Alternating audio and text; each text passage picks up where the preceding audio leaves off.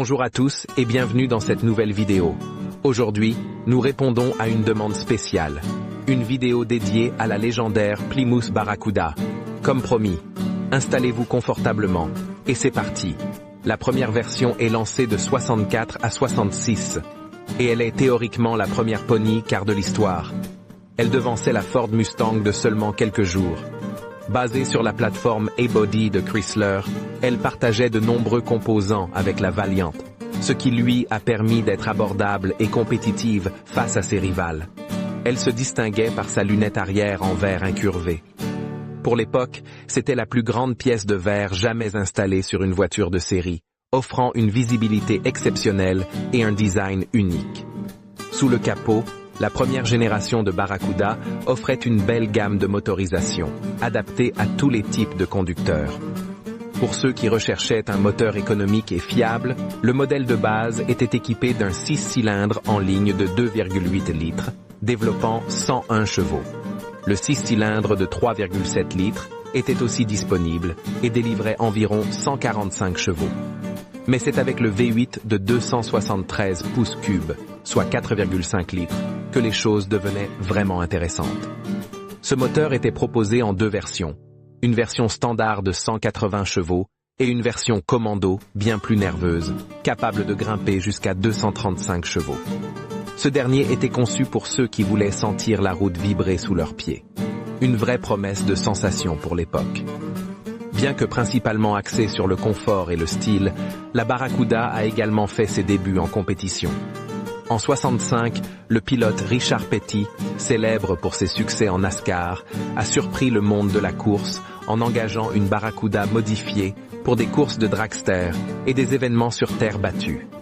Cette initiative audacieuse a contribué à renforcer l'image sportive de la Barracuda et à démontrer son potentiel sur les circuits. En résumé, la première génération de la Barracuda a posé les bases d'une lignée de voitures emblématiques, combinant design innovant, performance honorable et une présence remarquée tant sur la route que sur les circuits.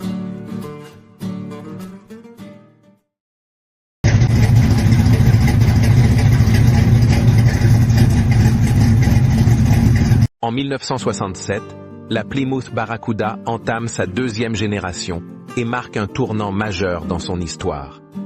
Fini le style simple et discret. Elle sort les griffes avec un design totalement repensé pour rivaliser avec les icônes. Pour séduire encore plus de conducteurs, la Barracuda est désormais disponible en 3 styles de carrosserie. Le coupé fastback pour les amateurs de sportivité, le coupé notchback pour un look classique et élégant, et le cabriolet pour ceux qui aiment rouler cheveux au vent. Avec ses lignes plus agressives, sa calandre redessinée et ses proportions dynamiques, cette génération affirme clairement son caractère sportif. Mais ce qui fait battre le cœur des passionnés, c'est bien sûr ce qu'on trouve sous le capot. Elle a élargi sa gamme de moteurs pour plaire à tout le monde, du conducteur occasionnel aux fans de sensations fortes. On commence avec le classique 6 cylindres en ligne 225 de 3,7 litres, une option économique et fiable qui offrait une entrée de gamme idéale. Pour un peu plus de punch, on retrouve le V8 273 de 4,5 litres, capable de produire 190 chevaux. Une nouveauté pour cette génération est le V8 318 de 5,2 litres, qui délivre 230 chevaux et devient un choix populaire grâce à son excellent rapport qualité-prix. Et pour les amateurs de puissance, le redoutable V8 383 de 6,3 litres, qui grimpe jusqu'à 330 chevaux. En 1968, la Barracuda monte encore d'un cran avec l'arrivée du V8 340 de 5,6 litres. Ce moteur développe environ 275 chevaux et s'impose comme une option intermédiaire. Mais la vraie star de 68 est sans conteste le légendaire EMI 426 de 7,0 litres. Ce monstre, réservé aux courses de dragster, développe officiellement 425 chevaux. Mais on sait tous que c'est bien plus que ça. Ces modèles, surnommés EMI Cuda, étaient produits en très petite quantité et conçus pour dominer les courses de ligne droite. En 1970, elle sort le grand jeu avec une Barracuda totalement revisitée. Adieu la plateforme A-Body compact et bienvenue à la plateforme e-body, partagée avec la Dodge Challenger. Mais attention, la Barracuda affiche des dimensions plus courtes et un look bien à elle. Plus large, plus bas et franchement plus agressif. Cette génération abandonne le style fastback des années précédentes pour se concentrer sur deux styles de carrosserie. Le coupé hardtop et le cabriolet. Les lignes musclées, les arches de roues marquées et cette calandre menaçante. Mais ce qui faisait vraiment vibrer les passionnés, c'était ce qu'il y avait sous le capot.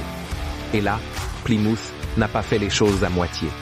Pour commencer, il y avait le moteur 6 cylindres en ligne 225 de 3,7 litres. Une option économique et fiable pour ceux qui cherchaient une voiture stylée sans exploser leur budget.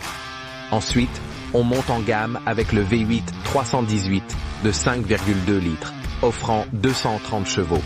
Mais si vous vouliez un peu plus de piment, le V8 340 de 5,6 litres était là avec ses 275 chevaux. Une machine parfaite pour les balades sportives.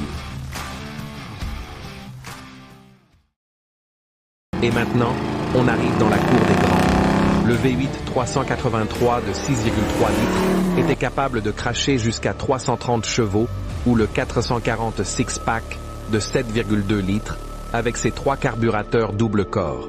Ce monstre offrait jusqu'à 390 chevaux et promettait des accélérations à couper le souffle. Mais la véritable étoile de cette génération, c'était sans aucun doute le 426 EMI de 7,0 litres.